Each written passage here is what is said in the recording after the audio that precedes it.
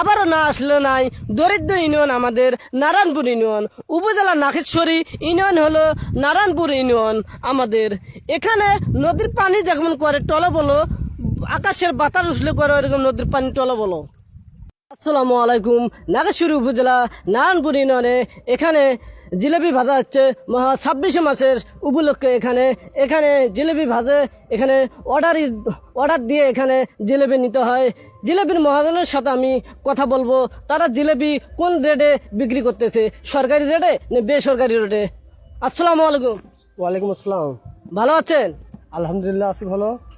এগুলো কি সব জিলেবি তো আপনার না? হ্যাঁ, এলে যা সব আমার। হ্যাঁ, জিলেবি লালটা কত আর সাদাটা কত একটু বলবেন একটু? লাল সাদা এক রেট, রেট হচ্ছে মাত্র 200 টাকা। এটা কি সরকারি রেট? অবশ্যই সরকারি রেট। অবশ্যই। দর্শক বন্ধুরা, নারায়ণপুরের লোক যদি হয়ে থাকেন, এখানে 26 মাসে উপলক্ষে ধরে এখানে স্বাধীনতা দেখতে আসেন। স্বাধীনতা শেষে এখানে শান্তর দেখা করে এখানে সরকারি রেটে আপনারা জিলেবি নেবেন মাত্র 200 টাকা রেটে। ধন্যবাদ। আসসালামু আলাইকুম।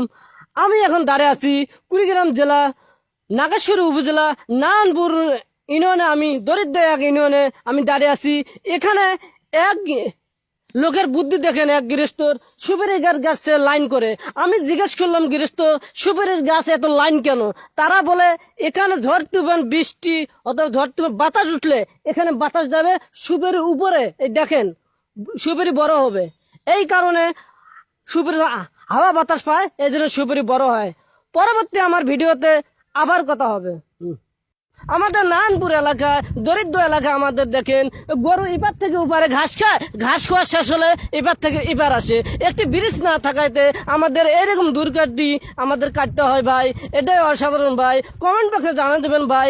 অতি তাড়াতাড়ি ধরুন আমাদের নতুন সরকার, নতুন এমপি আমাদের ব্রিজের ব্যবস্থা করে দেয় আমাদের দরিদ্র এলাকায়, নারায়ণপুর এলাকায় ভাই। ধন্যবাদ। মানুষ খুশি থাকলে আমিও খুশি থাকবো, এটাই আমার আদেশ, এটা আমার কথা। আসলে আমি কথা বুঝে বলতে পারি না, ছোটবেলার থেকে আমি এরকম। অনেক হাসাহাসি করে, আমাকে অনেক ঠান্ডা করে।